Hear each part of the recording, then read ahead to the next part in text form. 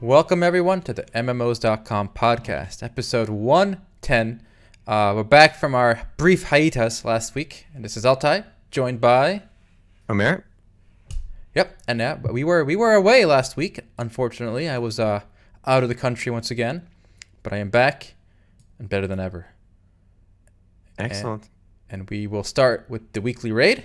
Actually, before we get there, I want to mention I was actually away as well, just for the weekend. I did the Friday Grindfest anyway, but I went to visit my friend Shu and her boyfriend in California, so we hung out together. That's where I was over the weekend. I was kind of disappearing from the MMOs.com Discord chat, but I did tweet some fun pictures from over there of her place and some of the cute stuff she has. Yeah, but, you guys did airsoft, right? With Yep. pew pew guns. We went pew pew airsofting, first time for me. It was kind of fun, but mostly, you go there to hang out with your friends. So we were there, we watched some movies, played some games. But the most interesting thing I found at our house, which I could not, I didn't tweet. I probably should, but I didn't tweet it because it's NSFW and I can't share it over here. But Shu has a waifu pillow, like an actual hentai waifu pillow of the Sword Art Online character Leafree, whatever her name is, the green busty chick, which I thought was pretty cool. I took a picture with it. Maybe I'll tweet that one out. It was me kissing the waifu pillow. Riveting. Yeah, that was my weekend. Riveting. I was in Vancouver. I just drank beer. I got a haircut, and that yeah. So there it is. FIFA. There we go. And yeah, with that, we'll jump to the weekly raid. All right, to the weekly raid. A fun one this time. So I'm writing an article about the Strike of Kings recently. See, this game is very popular, as we've mentioned many times on the podcast here. It is a mobile MOBA by Tencent. It looks a lot like League of Legends, and it's super duper popular. It's more popular than League of Legends right now. And it's actually causing a lot of people in China to get addicted. There's some stories of here's a funny one. 17-year-old from Guangdong province suffered a stroke after spending 40 consecutive hours playing this mobile game. And the 13-year-old jumped off a building after being lectured by his father for spending too much time playing on his phone. So the Chinese... What's the actual weekly raid? Oh, my bad. The weekly raid. Should governments restrict game time? And the reason I mentioned the Strike of Kings is because the Communist Party wasn't happy with Tencent. So Tencent cowered in fear, and they imposed restrictions. If you're under 13, you can only play for 1 hour a day. If you're under 17, you can play 2 hours a day. And that's just one specific game, so you can still play other games after your 1 or 2 hours is gone. But I thought this was a really, really restrictive block here. I mean, we've had stuff in Korea like, you can't play more than like 8 hours or something, right? But this is the first time I've seen such a low a bar. Actually, I want to mention something quick before we get too much into the details of the regulation behind it.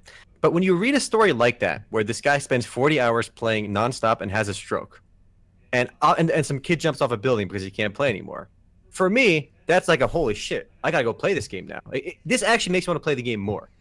Really? Am I a bad person, or just like I can't be the only one that thinks that? Like, yes, it's so addictive that these guys are like fucking playing it till they drop. Literally, that's like put that in the back of the box. Like, if I saw in the back of the box that some guy died playing this game, I'd be like, fuck yeah, I want to play this game. Am I the only one that thinks that or no? I mean, that's a dangerous way to think, because it's like saying, oh, like, take this drug because, it's so good that, like, people will, like, die. But that's literally a mind-altering substance. This is a form of entertainment that we've grown up and played so many times, Like, the concept of addiction or playing something too much is, like, not a new concept. So kind of going into it that this is not going to be as dangerous as, like, shooting up heroin for the first time. Well, I mean, I don't know, man. Jumping off a game that makes you jump off a building, get a play for 40 hours so you get a stroke. It seems pretty intense to me. And apparently Tencent agreed. Remember, the Chinese government only kind of scolded Tencent. They didn't tell them what to do. So it was Tencent's own decision to do the restrictions they did. The 1 and 2 hour. So here's a big broad question here with the weekly raid, guys. I want to know what you guys think. Should governments restrict game time for minors, right? And then B, in general, should the government take a closer look at video gaming, the same way they do perhaps with with drugs or something? Okay, I'm gonna jump in and say obviously no. When you read stories like this, it's a problem. Obviously, if your kid is playing 40 hours, like, what are you doing as a parent to allow your kid to play 40 hours? Does he not have school? Does he not have to go to sleep? Like, do you not interact with your child on a day-to-day basis, or like once every 2 days at least see him like do something else? Like, this is a parenting job, obviously. Like, this is absurd that the company has to now like restrict everyone else's playtime because of some, ridiculous, stupid ass parents. Like there are kids out there, right, that do all their schoolwork, that get straight A's, and they want to relax and veg out and play some goddamn Strike of Kings or any MMORPG or any game they want to play, maybe like 4 or 5 hours at a time. Because 1 hour a day if you're under 13, it's insane. I put a picture on podcast chat as well as Twitch chat where it's the Boromir meme. He goes, one does not simply play video games for 30 minutes. No, you do not. Nobody sits down and goes, I'm going to play video games for 30 minutes. It's a more of a commitment. It's like saying you can open a box of Oreos and eat one Oreo. It's never been done. Nobody to this day has opened a box of Oreos and eaten one Oreo, or even like a bag of chips and eaten one chip. It doesn't happen. Video games are meant to be indulged upon, like in at least like a couple hour sittings, especially when you're talking like competitive games or MMORPGs. You can't play an MMORPG for 10 minutes at a time. It just doesn't make sense. Okay, but now to take the other side here, you say, well, it's the parents' fault, right? Parents be parents. That doesn't work. One, these parents are probably very busy. In China, they don't have the same luxury as here. The parents are making iPhones 12 hours a day for 50 cents an hour. They don't have time to drop the kid off at daycare. It's drop him off in his room and hope for the best, right? I mean, what do you expect these parents to do? They got to make money. And two, Omar, you and I, when we were being raised, our father would literally lock the room to where the computer was, right? He'd take the key with him to work because he has to go to work, and then we would pick the lock to get in, and we would know that he would beat us, like physically hit us when he got back because we broke. So if that doesn't work, if literally locking the room and beating the kid doesn't work to get him to stop playing games, what more can the parent do? I don't understand. Like the addiction is so strong that if you're willing to take a beating from a grown man as a 12-year-old. We were willing to take the beating, yes. Yeah. But look, ultimately, it was our father's responsibility, and he generally handled it pretty well. So should he beat us harder? How does he get us to stop? I don't understand. Okay, when the belt's not enough, you gotta bring something. You gotta bring the heavy tools, right? Okay, so that is a real story. We would actually get locked out of the PC room, and we were actually very addicted. I mean, I don't know if we use that term properly, but we would play on the PC until we get peeled off. And we would get peeled off, though, because we literally could not play 40 hours a day because at a certain point, like when my father got home from work, he would peel us away from the computer and make us go to sleep. Like he would close the door to our room, and then we could sneak in when he's at work, right? When we shouldn't be playing, but if he's home already and he puts us in our room, at that point, we went to sleep, like we could still sneak in more hours a day than we should, and we were obviously very much addicted, but ultimately it is the parent's responsibility because the people that this happens to, right? The people that have the stroke, the people that jump off the buildings for game addiction, the people that die in South Korea, this adult couple, male and female, they neglected their child and it died while they were playing some obscure Korean MMORPG. It happens, like this is the exception, not the rule. You can't build laws around exceptions. You can't build societies around these one-time nut job crazy situations. That's why I think you can't, fix this with regulation. I'm glad you mentioned that because while I was writing this weekly raid, my intention was to focus specifically on minors, right? Minors having this kind of issue.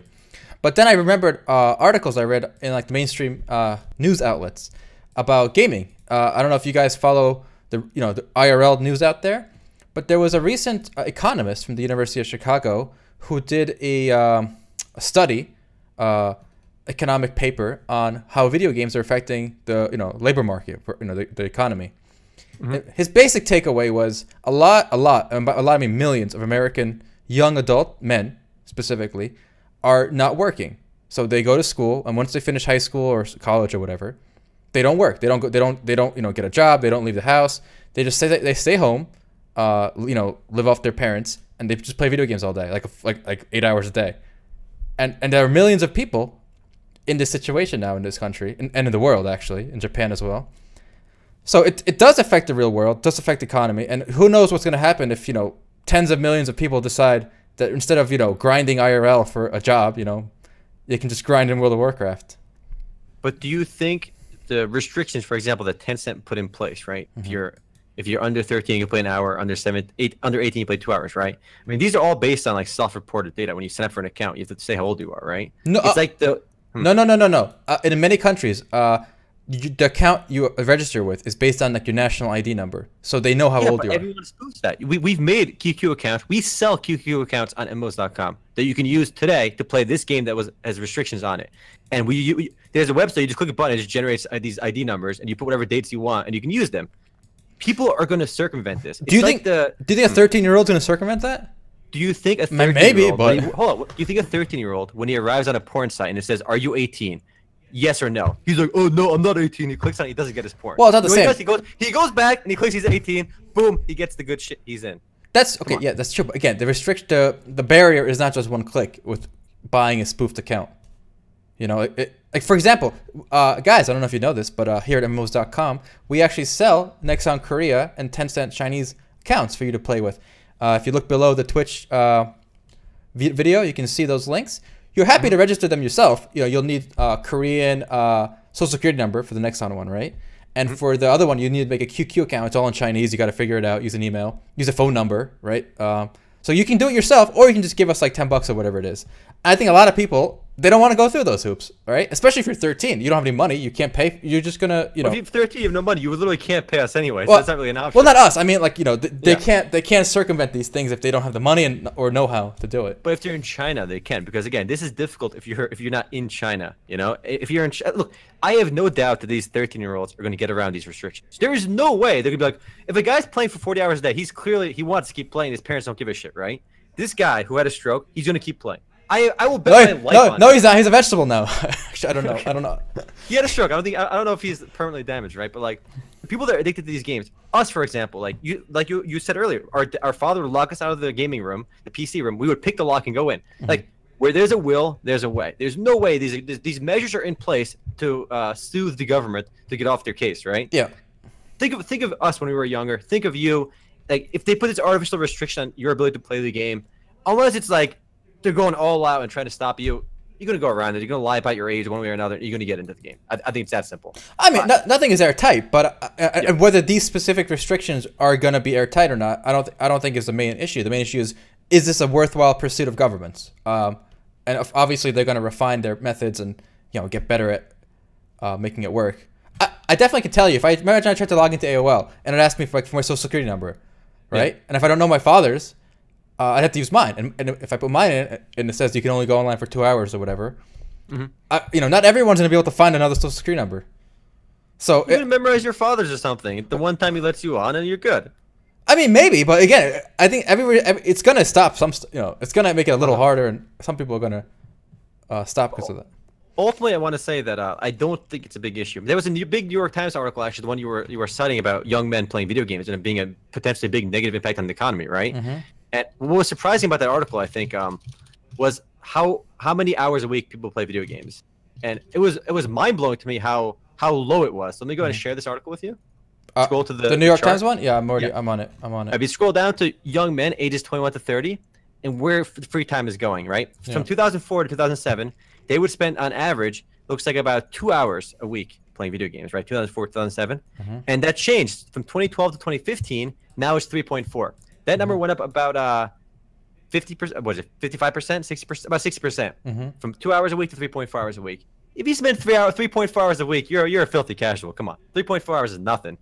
All right, that's not a problem at all. That's true, but remember, this is everyone. So like. The guy with zero, is literally cutting in half every guy who plays a lot. And I think more importantly, if you want to use this chart as an accurate statistic here, look at the change in total leisure time. So in the past, whatever it is, 5 years or whatever, we've gained 2.3 hours of leisure time apparently. It all went to video gaming. Yeah, and almost all of it went to video gaming, right? So that's the thing to remember. So any new innovations in the workplace or in technology that's giving us more time as human civilization, it's all going to video games. Not all of it, but a lot of it. So that's the takeaway that I got from that chart. One last thing on this chart I want to say before we move on. We've been on this issue for a little while. If you want to worry about if government should intervene, right? Like, look how many hours are wasted every week on optional sleeping. All right, eating and personal care. What is that? What is optional? It's the top one. It's the 24 hours a week. Optional. I didn't see that. Optional sleeping. Like, you want to talk about inefficiency? The average guy is spending about 25 hours on his optional sleeping. Get back to work. Stop sleeping. Yeah. So if you're worried about the economy, people being out of work, the video game thing is a red herring. Okay, this thing. People are getting outraged over this nonsense. It's been happening in internet cafes in Korea for a while. And even in Korea, it's an oddball thing. It happens, right? Nobody says it doesn't happen. It happens. But this is a once-in-a-blue moon thing. It's nothing to really build laws around and try fixing when there's really not a problem. Okay, you know what? You're right. I agree. I think it's overblown. I still think it's probably a niche. Like, I do think it's kind of focused. I think the reason the numbers are low are because I think there's a 10% of men who are just playing a lot. So it's kind of like, but most people aren't. But could you see this in the future if it gets bigger? Could that be a problem, or will it never be a problem? Like, let's say it passes optional sleeping, where the average man is spending 30 hours a week playing. Possible. That's a problem we'll tackle if we get there. Okay. If let's say people are spending every waking minute being addicted to video games, then maybe there's a real problem over there. Something psychologically damaging, maybe. All right. Then we'll discuss it there. But I do want to actually talk a little bit more about King of Glory, this game, Strike of Kings. So on the article itself, there's my first look video back when I played the Chinese version, and I want to say I've been playing this game for the last 3-4 days actually, because it is available in the Netherlands, Germany, Ireland, and big parts of Western Europe now, right, in English, as well as Turkey. And being that I'm in the U.S., I couldn't play it, right? But I just made a separate Apple ID account, and I set my region to Netherlands. And by doing that, you can actually play the game on your device. And I downloaded it on my phone. I've been playing it, and honestly, like, I actually like this game. Like, there's very few mobile games I like, and I think most mobile games suck. I played Fate Grand Order because everyone was on the hype train. I'm like, I played it for a couple hours. I'm like, I'm kind of bored, right?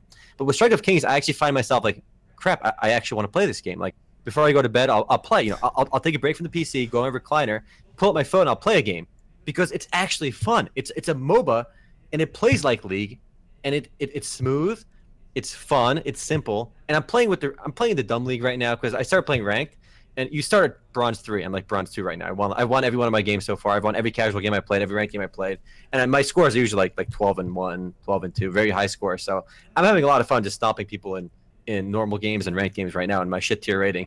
But I think this is like the one time I'm gonna say like Strike of Kings / game Honor of Kings. This is the game we're gonna talk about. There was addiction in China.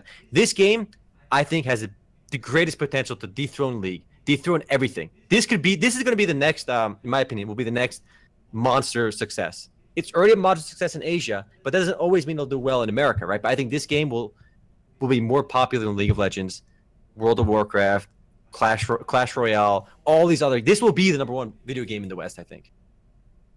Guys, I don't know about you, but he sounds addicted. I think we should cut his time down. I never thought I was like, this mobile game is actually fucking good. But yeah, Strike of Kings so far it's fucking solid. It's fun, I think, because the maps are shorter. It's like 12-minute games, right? But there's something about it. The quality is there, and I'm not seeing any pay-to-win stuff yet. It's got this same rune system, the same like masteries, a lot of the similar systems of League of Legends, and it really is just League of Legends mobile. I had another witty remark, but I forgot it now. All right, maybe we should look at the related news of the week. One last mobile thing before we get to some more traditional PC stuff. But there was Riot Games is suing a game that looks just like Strike of Kings actually, which I thought was pretty hilarious. Drop you that link. Drop me that link. Oh, guys, mobile gaming, guys, not even once. All right, it's a drug. Take my word. Okay, go. All right. If you look at this game, it's called Mobile Legends. It's actually called Bang Bang Mobile Legends for some reason. Not sure where the Bang Bang is there, but it's there. And they're actually getting sued by Riot Games. And if you look at the pictures, League of Legends versus Mobile Legends, left and right, these are actually all all in the actual lawsuit itself. So we took the screenshots from the complaint that Riot Games filed. There's a Chinese company that's not Strike of Kings. It's called Shanghai Moonton Technology, and they make Mobile Legends. Very funny name, Moonton Technology. This Mobile Legends game has been out for a couple of years, and it's so obviously a League of Legends clone, right? Like, it's one of those things where, like, okay, you try, you keep it running, you wait till you get sued, then you shut down, you run away when they sue you, right? But, like, look how similar this game is. And forget the graphics, right? Because obviously a lot of games copy that aesthetic in the map, right? Look at the heroes. Look at Lux in League of Legends versus Karna in Mobile Legends. Look at the abilities. And they even lined them up for you where Final Spark is Lux's ultimate. It's literally almost word for word the same as Magic Flash. And Light Binding is the same as Magic Imprison. Like, these are just synonyms sometimes. And they're the exact same abilities. You know what the best one is? The third ability. So Lux is Lucent Singularity, and Karma's is Magic Halo. And both... See, they couldn't reword this one, so they just copied it directly. Create a magic snare on the ground, which after exploding causes magic damage to enemies and slows them down. It's literally word for word, right? Creates a magic snare on the ground, which after exploding causes magic damage. They literally could not even bother to reword that one. The other ones are at least they're the same abilities, right? But they're reworded. But number 3 is direct. Milk mentioned in the chat, they added Bang Bang because they were getting heat. They took the game down and added Bang Bang like it was getting off the radar. That's true. In the complaint, actually, that Riot Games filed, if you scroll down to the bottom after you maybe look at the Annie one, there's Emily versus Annie. I put a link to the actual lawsuit itself, which I'll drop in the chat in case people are curious. This is the actual lawsuit that was filed and is public now. You can see it. And in that lawsuit, they lay down the steps of what happened, like the whole saga, right? I think essentially they told Apple and Google to take the game down, right? Because it was obviously ripping them off. And they took it down and they put Bang Bang at the end and relaunched as if it was something different. It was the same game, obviously. So Bang, like bang. they're kind of working around the system, the iOS Apple Store system and the Google Play system to kind of stay online. And this is the whole complaint over here. They actually point out all the similarities between the games if you scroll through the actual complaint. It used to be called Magic Rush Heroes, right? And then they changed the name again. And it's like the audacity, right? Like, yeah, I get it. You can copy, like, it's perfectly fine to copy games, inspire games. But when you have heroes that are literally the same abilities, word for word, across the board, there's a problem. And they even admit, like, archetypes and characters themselves can't be copyrighted, but their abilities and their context can be. And they're arguing that and providing very good evidence that these are the same characters. They have identical set of powers and skills. And on maps that actually quite literally copy the art assets as well. So if you redesign your map to look similar, that's fine, but the art assets are actually copied as well. And that's where the problem is going to be. If you look at the red buff, the blue buff, the jungle minions, even on some of the advertisements, Garen from League looks identical to the Mobile Legends ad, where you can see Garen on there too. I love it. Brazen. My favorite part of this story is the official response by the Moonton Technology. It said, quote, Mobile Legends is a MOBA that is developed by Moonton independently, and its copyrights has already been registered and protected in multiple countries all over the world. Mobile Legends and all the users will not be affected by these unreal reports, and we will keep providing the best gameplay experience to players all over the world. So they are best gameplay experience. They are not backing down, boys. They cautioned members of the media from spreading false information. Yeah, they actually said they reserve the right for all legal action against media that says all this false reports. So they're claiming that that we're the fake news media spreading this bullshit because we're competitors to them. I mean, they like pseudo threaten to sue anyone that spreads false information. But like, it's so obvious that this is like, normally sites will like, a lot of sites are kind of just pointing this out that this is happening, right? But like in the article I said, this is obviously, they're copying it. The hands down, like I don't have to see anymore. I skimmed through the accusations in the docket, right? People will say, oh, wait till all the facts come out. You know, maybe in court they'll present some different. No, look, you look at the case, you look at the allegations, you do the common sense sniff test, and this is obviously a complete ripoff, and they're going to lose. There is literally no defense of what they're doing. You don't have to wait for the verdict. They're guilty, all right? Done. Guilty. Boom. Thoughts, Aaron? You know what? It's not looking good. But what do you think? Okay, here's the thing. What do you think is going to happen? Do you think they're just going to get removed from the Apple Store? Or will they pay damages or what? Well, they're asking for damages. I think 150,000. They said 150,000 per act of infringement. So basically everything. It's going to be millions and millions of dollars, right? Okay. And they're being sued in the U.S. court because the game is available in America. And are they just being told to remove it from iOS or Android as well? Both, and they want the fine, and as well as all their lawyer fees, all that shit too. So it's going to be millions of dollars, and I don't think this game is big enough to pay. People do play Mobile Legends. I should mention, like, it's a popular game. It's not like enormous that's making millions of dollars a day, but people do play this, and it, you know, conceivably makes maybe like $10-20 million a year, probably a bit more actually. So people do play it. Well, there we go, guys. Mobile Legends is in trouble. play it while you still can. Yeah, scroll to the bottom of the article. Look at the other similarities. You can see Lulu and Marilyn. Like the characters, it shows you all the characters that are knocked off in the game. Yeah, I scrolled through the whole thing, and I like the last page. They're showing pictures of even like the red buff, the logo, the victory screen. So they really this Garen picture. So I thought that was the funniest news of the week of events going on. And I think what's interesting is the timing of this lawsuit. I mean, this game's been around for a while. I think the reason Riot is suing now is Tencent's like, yo, we're going to be launching our own mobile game. So like, you know, and Tencent probably pushed them to like settle this for now before their mobile game comes out. Before Strike of Kings comes out in America, they don't want this other popular game competing with them. And rightfully so. I mean, between Mobile Legends and Strike of Kings, they're very similar games. So probably a lot of people are playing Mobile Legends because they can't play Strike of Kings just yet. So they want to make sure this game's out of the picture when Strike of Kings launches. I mean, I wonder what the so a judge has to decide to take this to a jury or throw it out. Yeah. Now. Okay. Yeah. Oh, I think pretty sure where this is going to go. Again, obviously we're no lawyers, but you look at the evidence and it seems pretty convincing. Do you think the judge could just be like, I don't give a shit about this, dismissed? Oh yeah, the judge is allowed to in summary during a summary judgment they can just toss it out or instantly rule one way or another before it goes anywhere. So there's always a possibility. If there's no merit to it, it can be tossed out right away. Right. But I think those expensive lawyers that league pays for with the $1.8 billion they make a year, they'll be all right. Yeah. Okay. So in that case, I do think I think Riot Games will win this one pretty easily. Goodbye, Mobile Legends. All right, we should do a small update on this as well. Have you seen this one yet? Which one? About the Tibia portal? Oh yeah, this is the one on in the news that the weekly news recap that you yes, that you flubbed that everyone mentioned. This actually happened though. We finally got to see it. So small recap. There was a 999 experience portal in Tibia that you have to walk through. In order to walk through, you have to be level 999. When the developers added Cipsoft added this to the game, nobody was even close to level 999.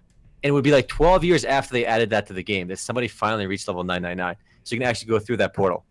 And it led to, unfortunately, pretty much nothing. If you scroll down in the article I linked you, there is a small video. You can see what happens when you go through that portal. And it literally just goes to an island, and there's basically nothing there. And we did talk about this in the past before because some guy reached level 999, and he went through it, but he didn't tell anybody what was inside of it. Yep. Everyone was kind of waiting for him to get there, and he told nobody. So this is the second guy to hit 999, and he streamed it live. So everyone got to see with him the little island at the end. But what's insane is this guy was a complete douchebag. Why? If you read this article, the guy that got level 999, he was holding it hostage. He was like, he wanted $5,000 donations, otherwise he won't go in, right? So people giving him money, and then and he's still not showing it, right? And he kept he tried like 10 different times to extort money out of people to see what's behind the door, and people would give him money, and he would back off and ask for more money. He was a complete douchebag about it. That's crazy. How much did he get at the end? Because he did walk through it, right? Yes, he walked through it. For nearly 2 months, he held Tibia's greatest secret hostage for the community in order to raise money through Twitch donations. At first, he was hoping to raise $5,000 before revealing was behind the door. He changed his fundraising goal several times. Nobody knows how much money he made. That's crazy. He actually he wanted his vacation to Morocco 2017 fund. So he was kind of it was kind of a douchey move, and people got really mad at him too. Why the F would you take money from people and fuck them over? You should just delete this page. People got pissed off that he wasn't he kept changing the goalposts and stuff. But he eventually did go through it, so at least he followed through. There it is, guys. I hope it was worth it. Whoever donated to see him walk through the portal. But the sad part is there was nothing through it, right? Come on, this is something that remained a mystery for such a long time, 12 years. And I do, we talked last week about stuff in MMORPGs, which I think make the genre really fun. Stuff outside of the core combat, stuff outside the leveling. We talked a lot last week about stuff like adding mini games, adding chessboards, and all these other interactive elements to an MMORPG to get the full experience. Stuff like this, where there's a great mystery in the game, right? There's something that you just can't have, right? You see a door that you literally cannot go through until you reach a certain milestone. That's so ridiculous, right? That you can never conceivably hope to get there, right? But it's always there. You'll always be wondering what was behind that door. And this is something a lot of Tibia players did think about. They dwelled about it.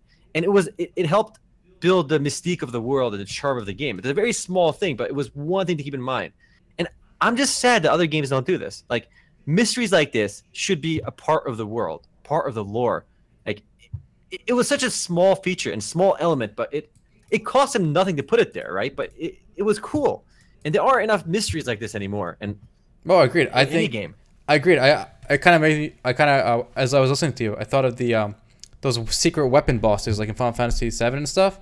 Imagine an MMORPG had this world boss that was basically unbeatable and just kind of walked around killing people. It'd be kind of cool. And that's actually what I've been saying for such a long time. I mean, one of my I think I was talking about with a friend when we first did the BlizzCon forever ago. I want it's such maybe a juvenile thing or such a dumb idea, but in an MMORPG, any MMORPG, I always want there to be at least one boss, right? That's literally has never been beaten. Make it so hard that make it possible, but so hard that nobody has done it. Where it requires 100 people to coordinate perfectly to beat it, right? Just even if nobody will ever beat it in their entire life and the game will shut down if anybody beats it, have that there. Have that as something that people can aspire to one day to beat. When all the content has been cleared by a lot of people, and there's really nothing left to do for the hardcore raiders. Even if you're not a hardcore raider, even if you'll never even beat the current content, right? Having that there is always like, oh, you know, like nobody's beating this boss, and people always wonder, what does that boss drop? You know, like what would it be? Like these little mysteries, these little things that keep people fascinated with the game, and it just, I don't think nothing really has that anymore. Like everything nowadays gets beaten in the first day. Like when WoW releases their latest content, like it gets cleared. Like the toughest content gets cleared, obviously by elite group of players.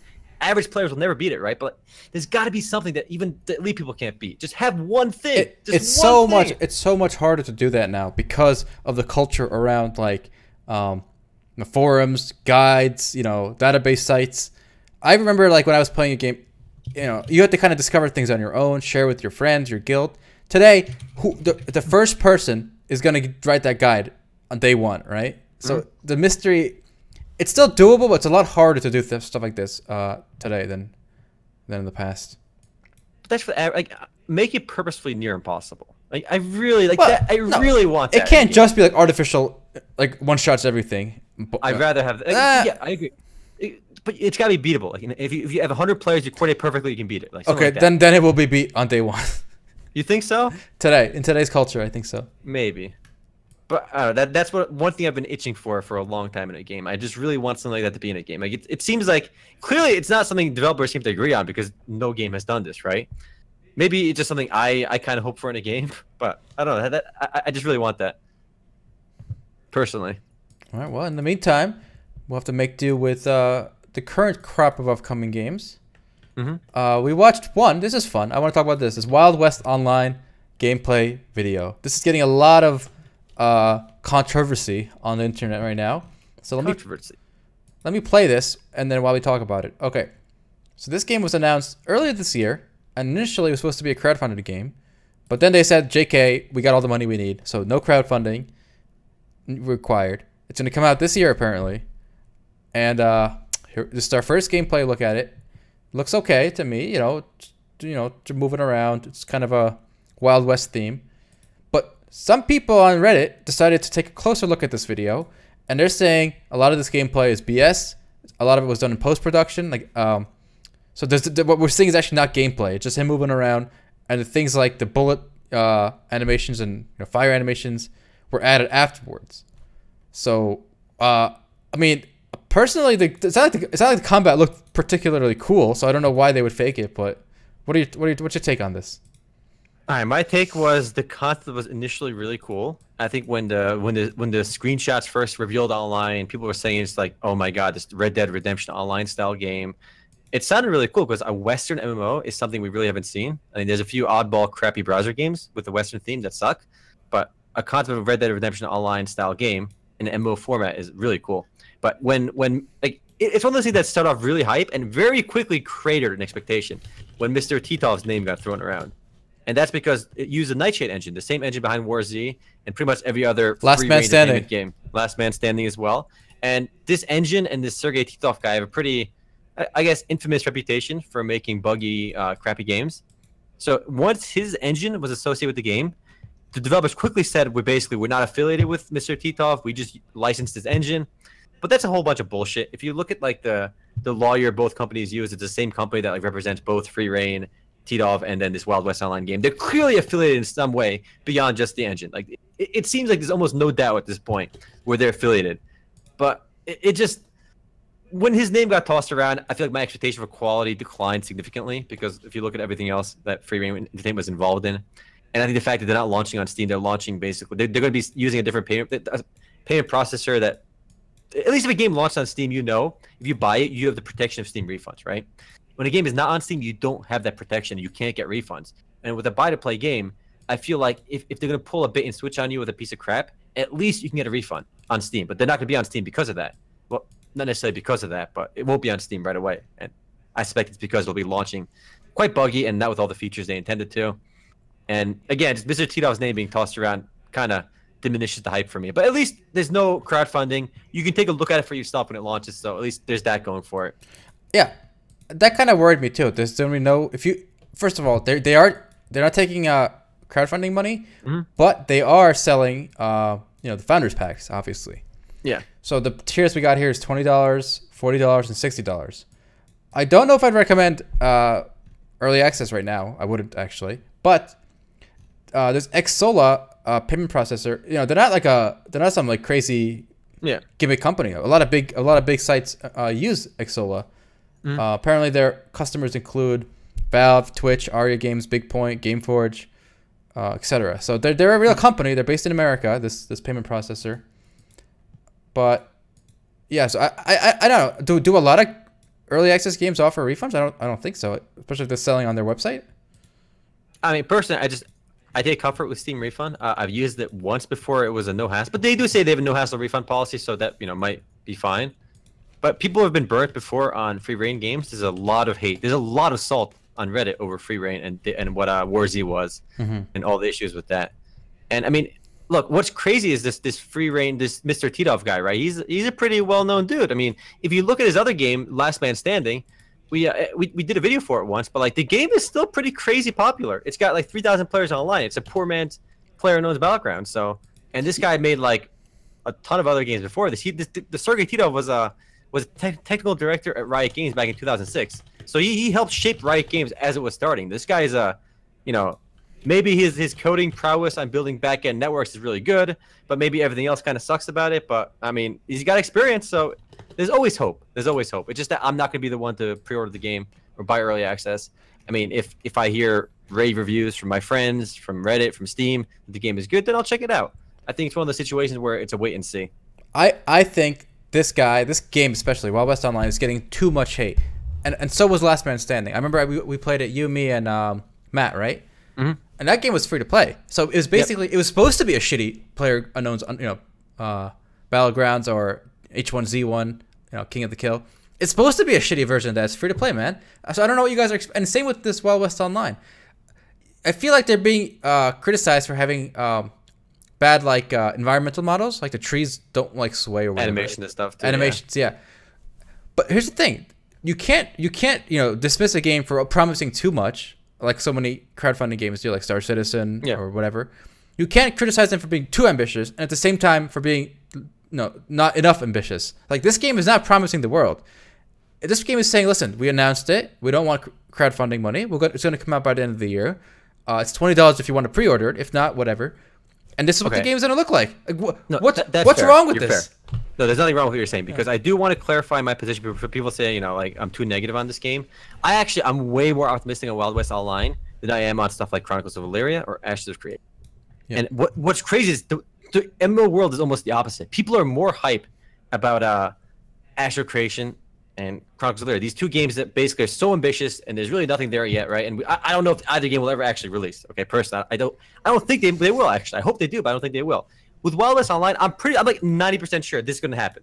99% sure it's going to happen, because they're aiming for a summer beta with a full release this year with no crowdfunding. I mean, it may come out shitty. It's possible, right? It might be awful, but it's going to happen.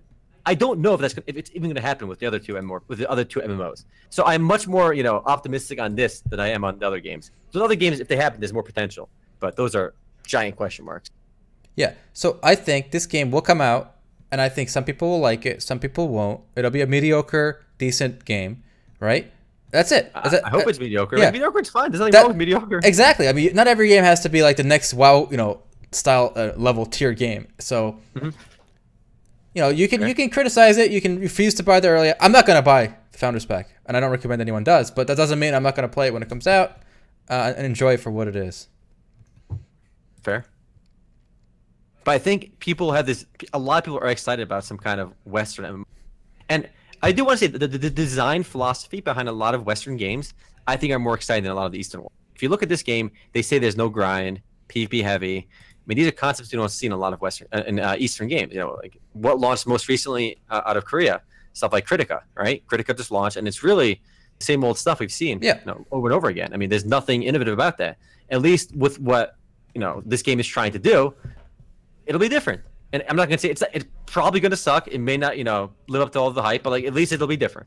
And I can applaud them for that. And that's the same argument I had defending Shroud of the Avatar. I mean, it's buggy and the interface doesn't look clean or easy to use, but they're doing something different. And I think that in and of itself is a virtue. We got to do more different shit to get something amazing.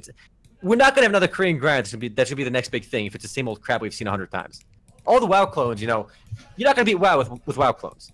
Yeah. The best you do is like Final Fantasy 14, which is it's nowhere near as big as WoW, not even close to it, but it's still kind of a WoW clone in its design philosophy. Also, I should mention that a lot of people are saying Wild West Online is like a cash grab because of the announcement of Red Dead Redemption 2, right? So, they're just trying to just ride their coattails. Yeah, probably, but so what? I mean, Red Dead Redemption 2 is going to cost $60, you know? It's going to be a full-fledged game. This game's going to cost 20 or less. So, I mean, what's wrong with a cheaper alternative or something? Oh, we got another sub here. Buzzcut, thank you so much. Appreciate it, man. Yeah, so there's nothing wrong with a cheaper option. Like, remember, free-to-play games when they first came out, guys, were basically like the knockoff WoWs. You know, like Runes of Magic, you know, 4-Story. A lot of these games were visibly just an inferior WoW, right? But the fact that they were free is what made them interesting. So a $20 Western for people who just want to play on their PC casually, rather than a $60 Red Dead Redemption 2 when that comes out, you know, that's a fair trade. That's, you know, ain't nothing wrong with that. I think the argument makes more sense with the Last Man Standing. Like, yeah, PlayerUnknown's Battlegrounds costs like $30, right? If you want to play a shitty PUBG, but it's free, you know, you have the Last Man Standing is actually a pretty good alternative. I mean, the game, people are complaining that game has like boosts. You can like pay money to have like more damage and more HP, and like these obviously pay to win features, right? That help you win. But like the game is free, so who cares? You know, anyone that plays Last Man Standing, they know going into it they're playing a shitty PUBG. Like, they all know that, right? That's why I think that game is more defensible. But this game costs money too, so now you're arguing if it's worth 20 versus a $60 Red Dead Redemption game. That's a different argument. If it's free versus like 30, and the free one is shitty, at least it didn't cost you anything, you know? Well, here's a fun thing. If you look at their website right now, they have a no-fuss refund policy. Yep, I saw that. Yeah, we offer unconditional refunds as a team.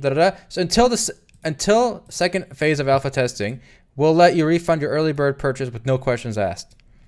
So if you guys are interested in playing it, at least you can get your money back if you don't like it. There you go. Good. Yeah. You want to talk about this article too? I thought this was pretty cool. Oh yeah, so this was on Gamasutra. Amar and I both read it over some coffee. Basically, this guy wrote a huge, like, what looks like some academic paper initially on monetization in games. And a fun statistic he had is a lot of subscription games, like old subscription games, the revenue from RMT, real money selling, was actually just as much as the revenue that the game company was making. So, for example, like EverQuest or something, right? So EverQuest, you know, people were paying $12 a month to play, but they were spending more than $12 a month buying in-game, you know, gold. So, and then the guy's saying this is not a good business model, right? Where half the revenue is going to third parties. And apparently he worked for Wargaming for a bit. He helped them with their monetization. Anyway, you want to go into the details of free-to-play monetization for, you know, basically, yeah. I mean, I find this article very fascinating. I mean, we read a lot of industry stuff on emojis, and there's some good stuff on Gamasutra. A lot of the blogs on there are really solid, and industry reports. And what's cool about this is this guy talks about the old school model of free-to-play, where like games were very pay-to-win, and obviously games still today have degrees of pay-to-win. But if you look at the really old stuff that came out like pre-2010 free-to-play games, the conversion rate for stuff for a lot of those games, whether it's like MapleStory and stuff, were like 5%. If you were able to get 5% of your free users to convert, like 5% of people spend money, that was like, holy shit, like you've made it, right? Like those 5% are going to spend a lot of money to support your game. And the guy who wrote this academic paper said basically that's the wrong model to use. You can't build a game around 95% rejection rate, where 95% of people hate your business model, and they're not going to spend any money. And these people complain about pay to win. And the guy worked at Wargaming, and he fine-tuned the model for World of Tanks Blitz, and the World of Warships. And he says we didn't tell anybody how good our conversion rates were because it was insane.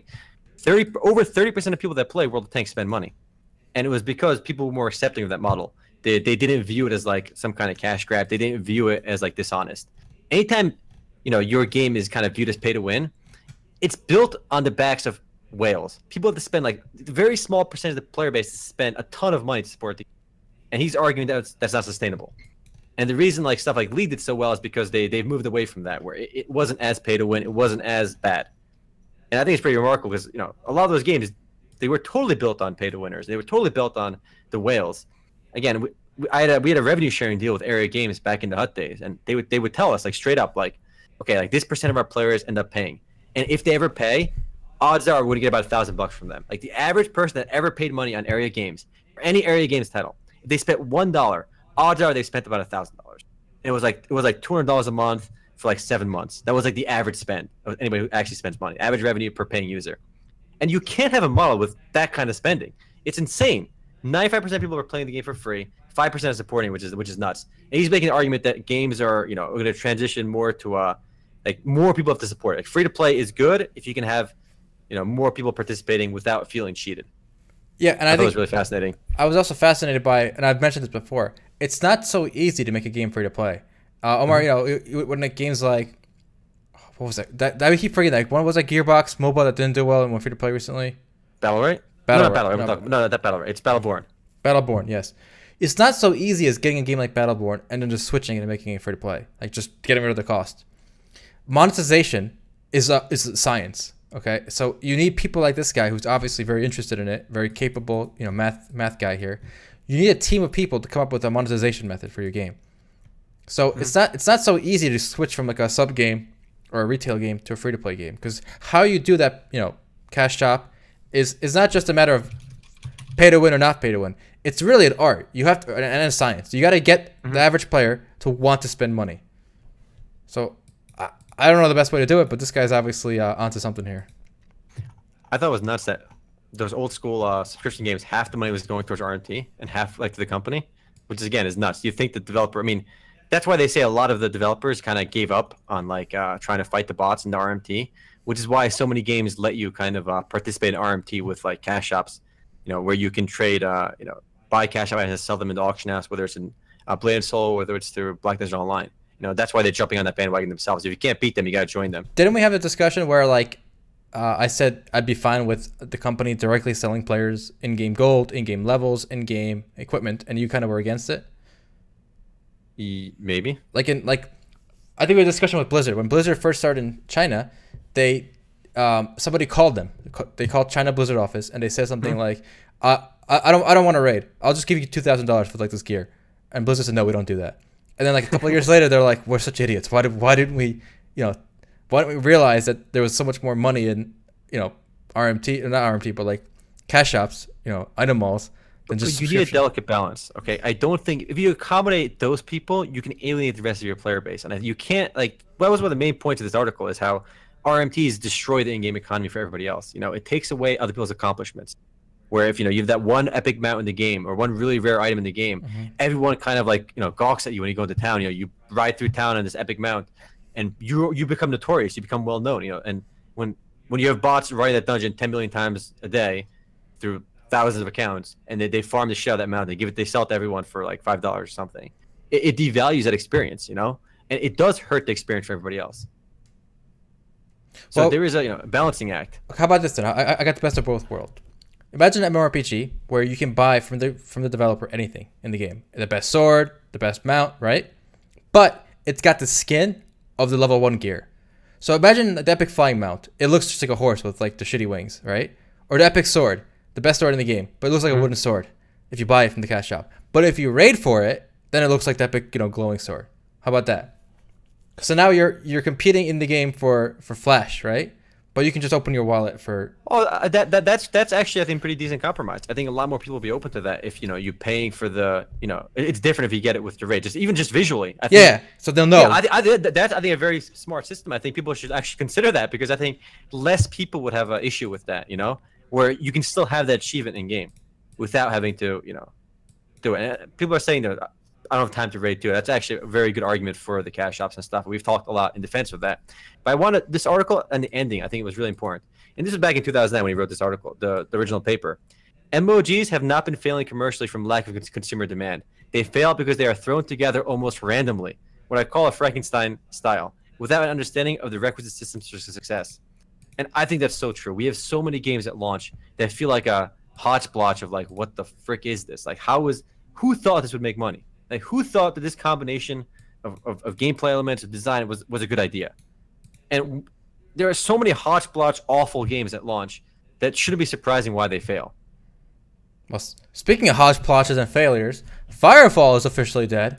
Finally. What a project this was. I remember reading about this during development. Oh man, they spent a lot of money on this one. I remember they actually bought like they bought a big tour bus, like a trailer, and we're driving around with that instead of actually working on the game. But this game, like, it's so weird that they held off this long on shutting down, right? I mean, everybody knew this game was dead. Everybody knew it. If you look at the Steam charts, look how bad the numbers were. Like, what were they waiting for? I mean, it's weird they even kept it going this long. It says there's about 18 players on right now. The servers are supposed to go down a week ago. So there might be some people still lingering around, and maybe they forgot to pay the server. They forgot to turn the servers out on the way out of the office, you know. But the game is officially dead now. The player base has been declined for such a long time. And what's crazy is like the official website was running, and there's been not a single news post or any kind of official post on their website for over a year. Like, you knew at that point this game was like living on borrowed time. It was like there's nobody at the office anymore. Like, nothing's getting fixed, nothing's being updated. So it's sad, but this was at one point like it had like the hype level of like definitely the WoW killer, the next big thing. Like, it was going to change the world. Like, people thought this mix of MMO/shooter, and I think this was actually one of the first ones that got the hype going. Probably not the first one that came out, but like the first mega hyped shooter/MMO combination. People were telling me this was going to be the best thing ever, and obviously I was skeptical, and my skepticism proved right. But it was a disaster. It had the Blizzard veterans working on it too. I remember seeing everywhere Red 5 Studios. We have ex-Blizzard people working here, but like, I don't know. I guess they were ex-Blizzard people because they couldn't make it at Blizzard or something. But for whatever reason, the game was a disaster. Yeah, for those of you who were on the Firefall hype train or played it and liked it, the guys behind it are not giving up. They're making another ambitious title with a weird name. It's called Ember with an 8 thrown in there.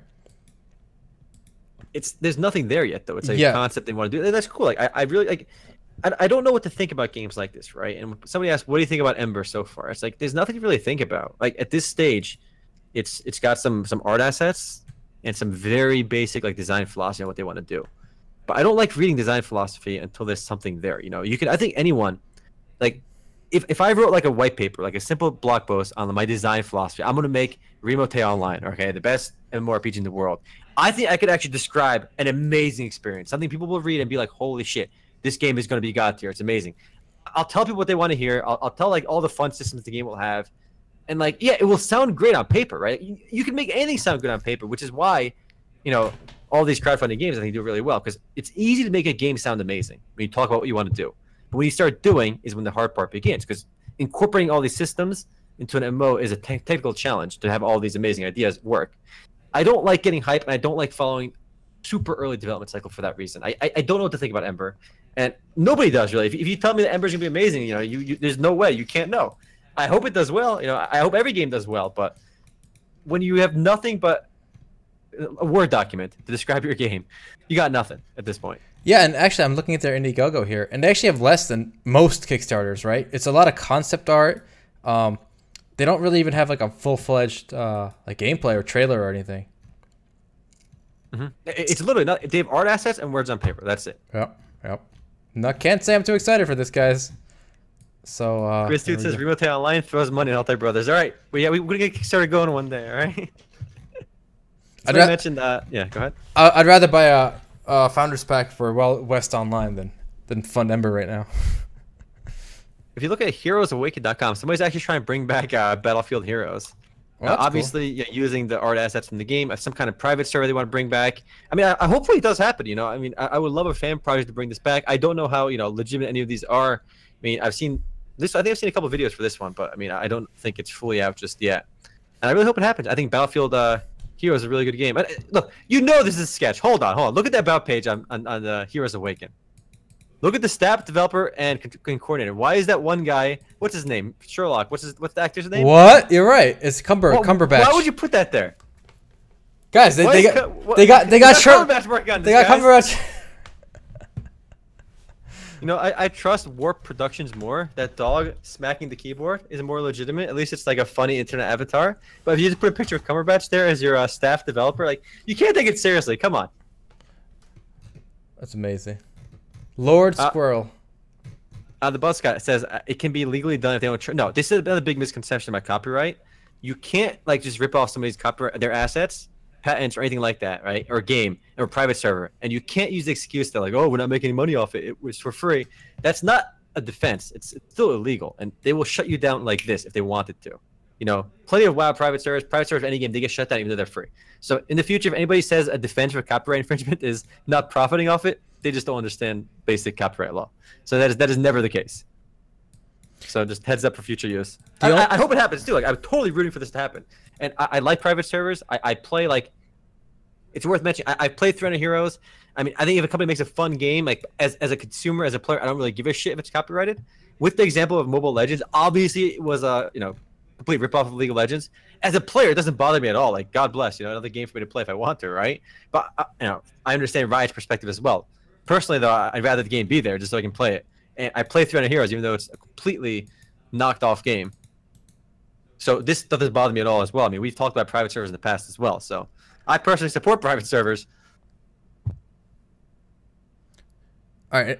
Also, if you guys want to know what is legal in private servers, you cannot distribute the actual assets that came with the game. So the people playing on your server have to download the game or use the original CD or whatever, right?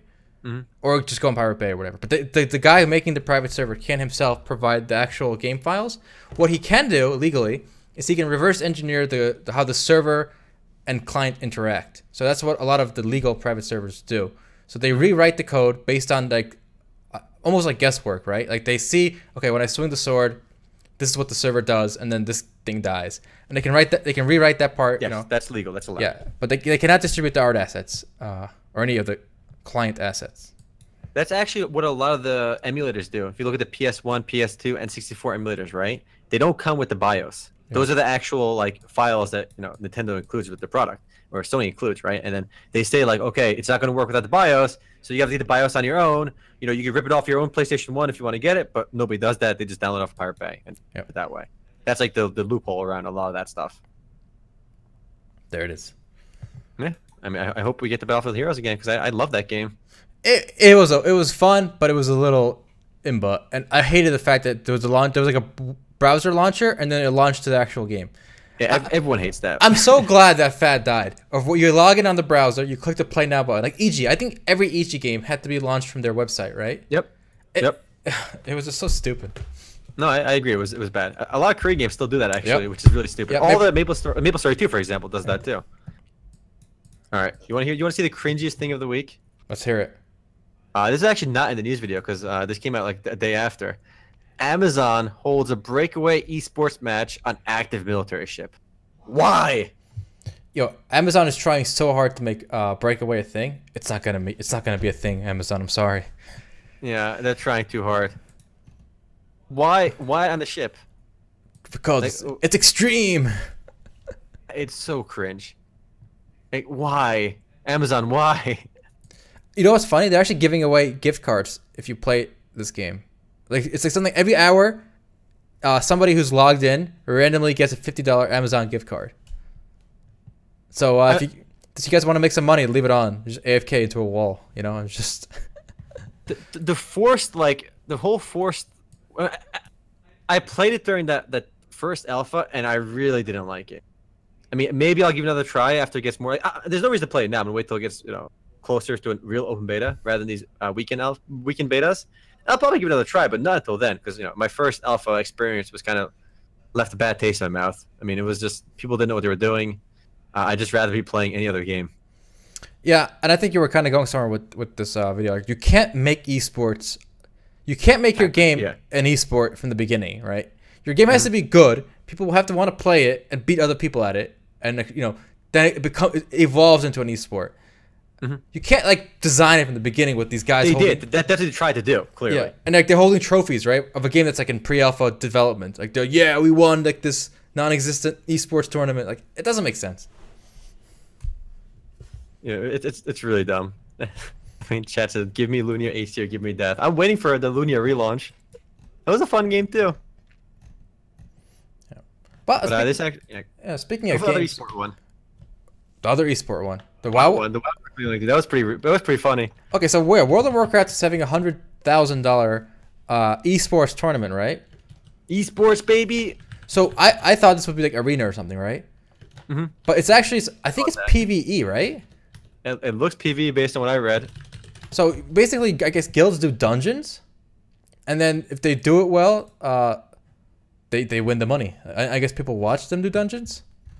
There you go. It's a PvE esports event. It looks like very odd. I mean, they do have arena like world championships for World of Warcraft and stuff, like real PvP events. But to call an esport of like PvE and who gets the best scores seems kind of odd because usually you're competing against like directly with another team, another group of players. Well, it reminds me of like in Olympics, the judges they rate your performance at like the skiing or whatever. Not skiing, ice skating, right? Ice skating. So apparently, judges are gonna rate the performance of these parties on how well they clear 5 dungeons. Oh yes, his technique was magnificent. They were all standing in a line when they AoE'd and spammed. Like I don't. Did you see that 3 Night Elf healers? They had 4 backflips in a row at the end of the dungeon. Such coordination, such excellence. Yeah. So I gotta wait and see. But we'll see. We'll see what it actually looks like. Like what is that event? The synchronized swimming. Like they do all the cool shit in the pool, right? So like when you're pulling dungeons, like when you're pulling a boss, like, the whole raid there's like synchronized like moving around. You like start marching. You start like doing all this cool shit like with as if they're doing synchronized swimming, but as they're pulling a boss. And, like they go in circles. Like they make like letters. They spell stuff out, and then they get the rating at the end. That'd be kind of cool. All right, we'll see. We'll see what this looks like. Can't say I'm too excited for. I'd rather they just do the arena like they used to. Well, I'm sure they'll still keep doing that, obviously. So I guess doing something a little bit different. But when you think esports, you don't think PvE, which is why I thought this was a bit odd. Yep. We'll have to see how it looks. All right, I want to get to one more thing. Finally, Albion Online is launching finally this month, July 17th. Oh baby, it's finally happening. That's like one of the first big crowdfunded games that's gonna happen. And the reason I want to mention this is, Omar, we did a video for this, right? We played it together. Forever ago. I forgot even when at this point. Over a year now. 2 years ago. No way. 2 years. A little less than 2. No, a little more than 2 years ago. That's crazy. I thought it was 1 year, like a little more than a year is what I thought off the top of my head. And the crazy thing about this is these games, you can't be public for this long in like development. I think it does more damage than good. And one of the reasons why I give Wild West Online such a pass is because at least they announced it and it's going to come out the same year that they announced it, right?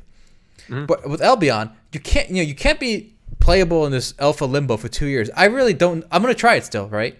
But like, I'm not hyped, right? The hype was 2 years ago. It's not now. Yeah, same. Actually, what Siak in our chat says, I have a legendary pack and I have no interest at all in the game. Yep. And luckily, I didn't play too much. I played during the video a bit after the video, but like I'm like, okay, like I don't want to burn myself out, so I'm actually don't want to play this until it's out. And it's been like 2 years, so I'm still kind of curious because I didn't really get it out of my system, But I feel like if I did play it a shit ton, then I'd be totally burnt out by now. So I'm glad I didn't actually. So I still have some of that hype. Oh, this is funny. Someone else just said, you played Albion when I was in high school. Now I'm a second-year university student. So like, people are gonna grow old, have children. The children are gonna grow up and have kids before like some of these early access games. Star Citizen. Right? Yeah, that process has been going for a long time. It's crazy, and this is not Albion that's doing this only. There was a game, Dungeon Defenders. I love Dungeon Defenders. I played it with my friends, my old high school friends, right? And then when number 2 came out or it was announced, I was excited. And I tried like the alpha literally again 2 years ago, and now it also officially is coming out. Dungeon Defenders 2 is wrong. And here's the problem: I don't care about it anymore. It's been too long. It's lost the hype. It took too long. Can't do it. Hikumos, I don't think Albion was in like. I mean, if you can't open beta, maybe, but like in my mind, open beta is release. Okay, so it's not the same thing because I don't think Allies was in closed beta for years because Allies is made by the Allies team, the Russian company. Russians are on point with their MMO development, all right? Albion is just Ultima Online. Yeah, I mean, it's obvious Albion is inspired by RuneScape and Ultima, and that's actually one of the reasons I'm kind of excited about it still. Yeah, and again, one more time about Dungeon Defenders 2. When this game was in alpha 2 years ago, my friends were excited to try it with me, right? Now that it's actually fully out, nobody wants to play with me, even though it's free. Because like they lost that hype. They played it, they tried it, they go, meh, not fun. Next game. No, I agree. There's got to be like the thing is when you first announce a game, right? Like I think announcing is fine, and if you have a big delay, like for example, Persona 5, when it was first announced to when it was playable was many years, right? You know, Final Fantasy 13, when it was announced, when it was released, many years. The problem is when you have like these playable alphas, right, or many playable alphas, that's where people get burnt out. I don't think there's a huge issue with not releasing for years, right? But when you're a playable alpha, people get burnt out and they play it, and like I'm thinking from like the constant perspective. If I played like the first like 5 hours of Persona 5 3 times in alpha, right? Like by the time it released, I would never want to do that. I wouldn't want to play it the 4th time because I'd be so burnt out that first 5 hours, like I wouldn't even care anymore. So there's got to be a better balancing act with these development cycles, free to play, these MMOs. All right, I got one more offender for you. Ready? Mm-hmm. Over a year ago, we played Orcs Must Die Unchained, right? Yeah. Did you know that game just came out, like this month? Or I only know about it because I covered it in the weekly news recap, right? But I was blown away that like it took this long from when we played it to when it actually came out. And what's crazy is like I played Orcs Must Die, the first one, right? Like a lot, and it was a great game. I had a lot of fun with it, and a lot of that fun stuff is in Orcs Must Die too. But like because I played it in alpha and in the beta phase, I'm like, I have no interest in playing it. Like had I not played it, I download it again today, and we get like the fresh, more polished perspective. So I do think they're shooting themselves in the foot if they do these, you know, the super long release cycles that are playable. One more for you. All right, ready? Tree of Life, a game we covered during its development phase. Well, it's one of the first games we covered, actually. And now it's finally coming out next month, not this month. But it's got like 20 people on Steam right now because it's been for sale on early access for 2 years. And it had 10,000 people on when it first came to early access. No way. When? 2015. At 10,000 back then? Holy crap. So it dropped from that to 20 people.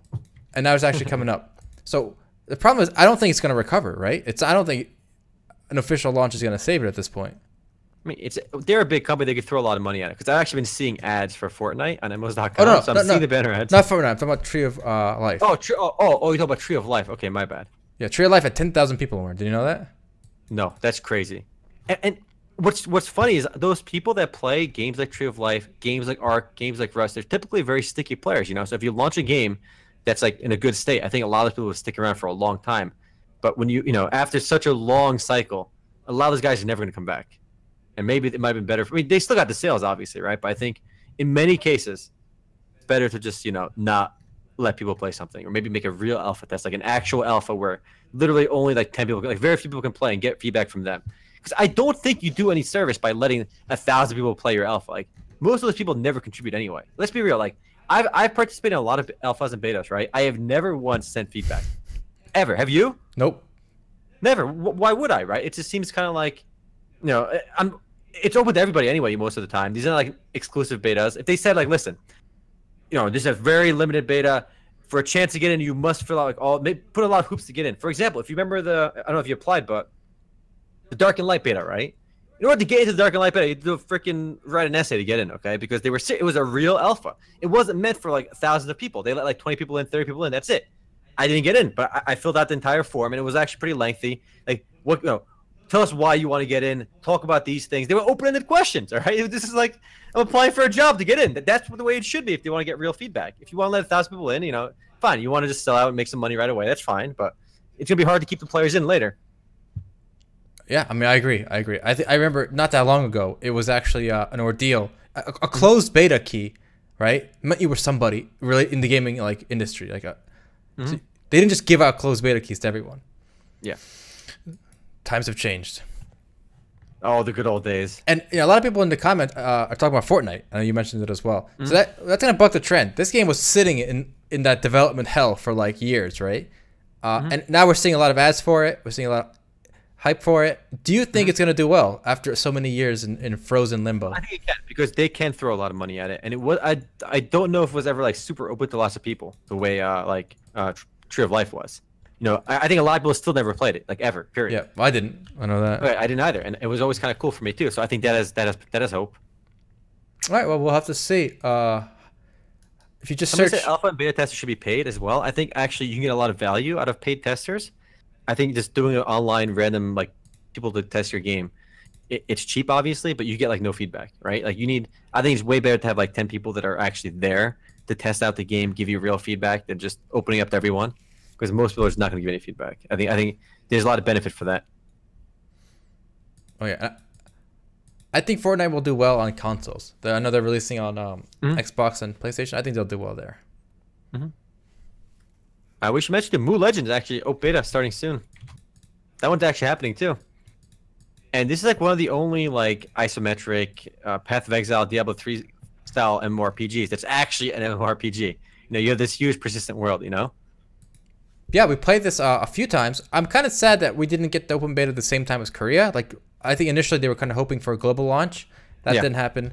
But I think this will do a lot better than many other games that came out recently.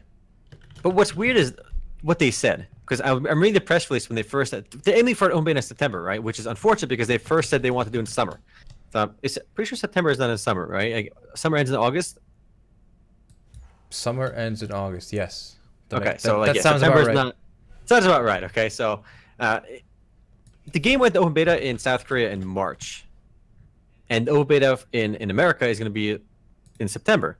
And they said it was a polish up the game. There's no way they're localizing. They can't be at this point. You're not polishing. It's the same game that launched in South Korea, right? Like, don't say it's a polish up the game. It just seemed like a silly excuse, right? Yeah. It makes sense if it never launched yet, but you can't. I don't think they shouldn't be saying they're polishing it up if it's already out. Summer ends in September, the 21st. Okay, there we go. I'm retarded. Summer ends. So I guess they're gonna. You know what? I feel like in my mind it's the hot months, right? And September is like, it gets a little chilly. I'm gonna Google this. I'm not sure about the end of. You're not buying summer, it. You're not buying September. You know what? I think he's right. When does summer really end? Dictionary.com. You know what's funny? I never thought I'd be searching when does summer end on Google. Yeah, it actually ended on Friday, September 22nd. So does Moo make the cut? Well, yeah, they said sometime in September, so they're gonna make the cut. All right, see, never doubt the Koreans. Never doubt the Koreans. Pretty crazy. I didn't know when summer ended, but in my defense, most people didn't correct me either. Just one guy did, so. Good on him.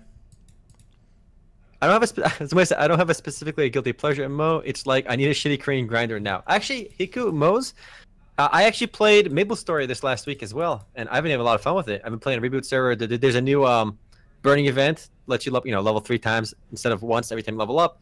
So I've been playing that. I'm level 111 right now on my character, and it's a lot of fun. Whether it's Maple Story, Asta, or some random Korean grinder, it is fun. I think to play a random shitty game. You know, I know when we did our Grindfest video for Hero Online, right? I knew it was a duker, but like my brother and I had a lot of fun with that. I mean, I can't speak for the Matt and Sean that played with us at the time. I doubt they had as much fun as we did, but I enjoy playing like some Korean grinder sometimes. That's a bit of a guilty pleasure for mine as well. Like, and it's got to be like a bad one, you know. It can't be like a well-regarded game. I got to play the shit of the shit, and it just feels good. It's like your reality TV, like your garbage. Yeah, exactly. People watch your reality TV like just garbage TV. For me, it's I gotta pull up the shittiest game and I gotta play it, like the old game. And like there are a lot of the old like good games. I'm talking like the shit of the shit, like really obscure games. Some of them are just fun. Just go on Steam and pull up on the random free-to-play games and check it out. I'm actually, yeah. The fact that you're mentioning this while we're playing this Moo Legend trailer in the back is pretty good. Because I think Moo Legend is a great fit for what you're describing. It's just like a decent, mediocre Korean grinder that we're gonna play just so we got something running in the background. Yes, because I don't think Moo Legend is going to change the MMO landscape at all, right? I think it's pretty fun, but I don't think that's going to be like a real game changer. And that would be a little higher standard than when I'm talking about pure shit. I'm talking like Legend of Ares shit, like these games that are brought back to life by these obscure companies. Now, you want some shit games, you go to supergames.com. You know, if you're ever in the mood for some shit games, Super Games, boys, they will not let you down. There it is. Drop the link over there. Play some Divine Souls, all right? Play some of that Luna Online. Get some of that Lucent Heart going, all right? You play these, all right? These are some quality shit games. I love it. Ace Online, guys. That's the one I recommend here. Speaking of shit games, here's a fun story, guys. I love covering my games from my childhood. So, looks like the Chinese now own Neopets. Who here played Neopets as a kid? I know I did. And they're being bought out by NetDragon. It's a Chinese company behind a lot of shitty MMORPGs, like Omar was saying. If shitty Korean games aren't shitty enough for you, go play NetDragon games. Edmonds, Conquer Online. These were. I always thought these were the bottom of the barrel, even like 10 years ago. But Omar, I know you liked. You kind of had some fun with these. Conquer Online and Edmonds, I played both. I actually like Edmonds more, but Conquer Online is way more popular. And yeah, these were. I think these would fall into the example of shit games. But like these were games. These are really popular though. I think both Conquer and Edmonds existed in this weird period where like if you were free to play, it was instantly like getting you a huge player base, right? Because like this was still kind of new. So I know a lot of people play the shit out of Conquer. They're gonna be like, you can't say it's a bad game. It's fucking amazing. Like this was the game. It's a bad game. This was the game where if you got banned, you could pay $30 to unban yourself. Like it was on their official website. Like you give us $30, we'll unban you, right? The second time it's like $80. The third time you email us and we'll discuss. Okay, what the price you got to pay. They blackmail you good then. Yeah, exactly. They ban you and they got to pay to get unbanned. But like on that same page, they said we take cheaters, we ban cheating very seriously in our game. So we will ban the cheaters. But then like right underneath that is like if you get banned for cheating, we'll unban you. Just pay us. But like that's pretty funny. That was a thing. But I think both games are shitty, but they're kind of fun too. There was Zero Online as well. Basically, same game as Conquer and Edmonds, but with like a mech theme to it. I played that as well for a while. Yeah, I mean, I don't know. They haven't really announced any plans to do anything with Neopets, but I'm hoping they kind of put new blood into it because Neopets was a really good game, and surprisingly, the kind of browser meta economy style MMO that Neopets provided really hasn't been matched since. Like, there's been nothing like Neopets since Neopets, so something like that on either mobile or another browser game would be really appreciated by me. They have I mean they're gonna the company that bought them again is another Chinese company. We've seen a lot of these Chinese companies really expand in America. Again, we've seen RuneScape got bought out by a Chinese company. We've had Orcs Evolved got bought out by a Chinese company. All these American companies are getting bought out, and this just continues that trend we've seen for a long time. Like Warframe, arguably the most successful one of the most successful free to play games on Steam that's not Valve owned is owned by the Chinese as well. So this trend I think is going to keep on continuing. All these Chinese companies are going to buy the big Western games. Indeed. All right. Well, anything else you want to talk about, or do you want to move to the post game? I think it's post game time, boys. All right. There we go. Thanks for watching, guys. We're back now, and we'll be here on Friday for Grindfest. So keep up for that. Thank you so much for watching. Later, YouTube.